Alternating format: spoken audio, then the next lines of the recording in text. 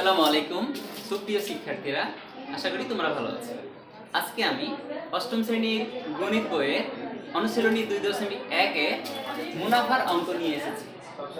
মুনাফার 1 নম্বর অঙ্কটা আছে, একটি পণ্যদ্রব্য বিক্রয় করে পাইকারি বিক্রেতা 20% এবং খুচরা বিক্রেতা 20% লাভ হয়।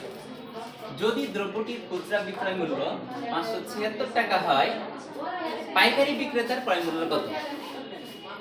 আমরা এই অঙ্কে দুইটা অংশ দেখতে পাচ্ছি, একটা হচ্ছে পাইকারি বিক্রেতার ক্ষেত্রে আর একটা হচ্ছে খুচরা বিক্রেতার ক্ষেত্রে।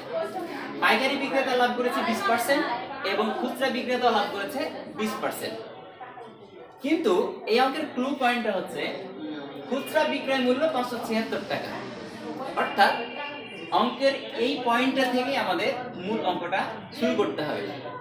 এখানে বিক্রয় মূল্য 576 টাকা দেওয়া আছে, এই খুচরা বিক্রয় মূল্য 576 টাকা হচ্ছে 20% লাভ সহ।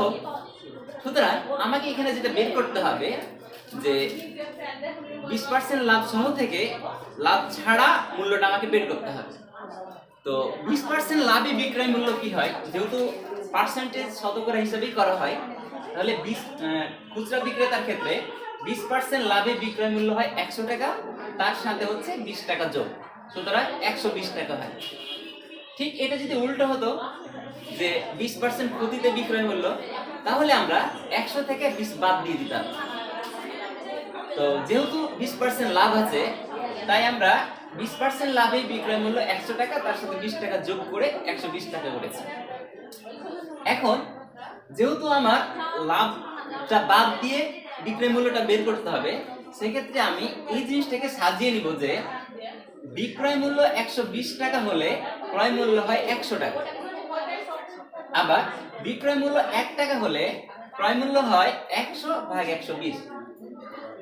আচ্ছা, ঐকিক নিয়মের অঙ্ক তোমরা সবাই বুঝো, তারপরে বলি।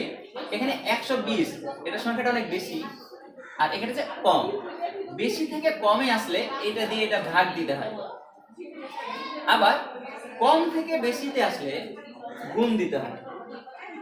যাই হোক, তাহলে বিক্রয় মূল্য 120 টাকা হলে ক্রয় মূল্য হয় 100 টাকা, আবার 1 টাকা হলে ক্রয় মূল্য হয় 100/120, আর 576 টাকা হলে 100/120 গুণিত 576। এখন এটা যদি আমরা কাটাকাটি করি, তাহলে দেখি যে 6 20 120 আর 5 20 100, তাহলে আমার এটা আর এটা কেটে যায়, তাহলে এখানে থাকে কত? 576।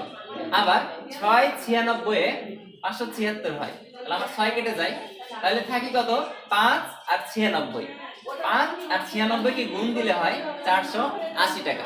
তার মানে হলো এই খুচরা বিক্রেতার ক্রয় মূল্য ছিল 480 টাকা। তাহলে আমরা একটা পেয়ে গেলাম। খুচরা বিক্রেতা যে টাকাতে ক্রয় করেছিল, পাইকারি বিক্রেতা তো ওই টাকাতেই বিক্রি করেছিল, তাহলে এই টাকাটা হচ্ছে পাইকারি বিক্রেতার বিক্রয় মূল্য। এবার আসি পাইকারি বিক্রেতার ক্ষেত্রে, ঠিক সেম অঙ্ক, যেহেতু উনিও 20% লাভ করেছিল, তাহলে আমরা ঠিক ওইভাবেই লিখতে পারি। এই অঙ্কটারই পুনরাবৃত্তি, এখানে ওর এই টাকাটা দেওয়া ছিল, আর পাইকারি বিক্রেতার ক্ষেত্রে আমরা এই টাকাটা বের করলাম। তাহলে 20% লাভে বিক্রয় মূল্য 100 টাকা, তার সাথে 20 টাকা যোগ, যেহেতু 20% লাভ আগের মতোই, তাহলে 120 টাকা। এখন এই জিনিসটাকে আমরা ঘুরিয়ে লিখবো, যেহেতু 20% লাভ সহ 120 টাকা, তাহলে লাভ ছাড়া কত? তাহলে বিক্রয় মূল্য যদি 120 টাকা হয়, ক্রয় মূল্য হয় 100 টাকা। আবার বিক্রয় মূল্য 1 টাকা হলে ঐকিক নিয়মে ক্রয় মূল্য হয় 100/120। ওই যে কিছুক্ষণ আগে বললাম যে বেশি থেকে কমে আসলে ভাগ করতে হয়, তো ঠিক তাই করেছি। এবার বিক্রয় মূল্য যদি 480 টাকা হয়, তাহলে ক্রয় মূল্য কত দাঁড়ায়? 100/120 গুণিত 480। এবার এখানে কাটাকাটি হয়, 4 100 গুণিতে হয় 480, তাহলে এখানে 4 এখানে 100, তাহলে 4 100 তে 400।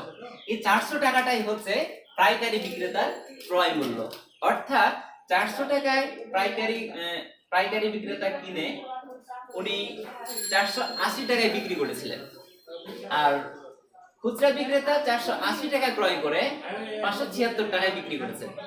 অর্থাৎ এই টাকাটা হচ্ছে 20% লাভ সহ। আশা করি বুঝতে পেরেছেন। ধন্যবাদ।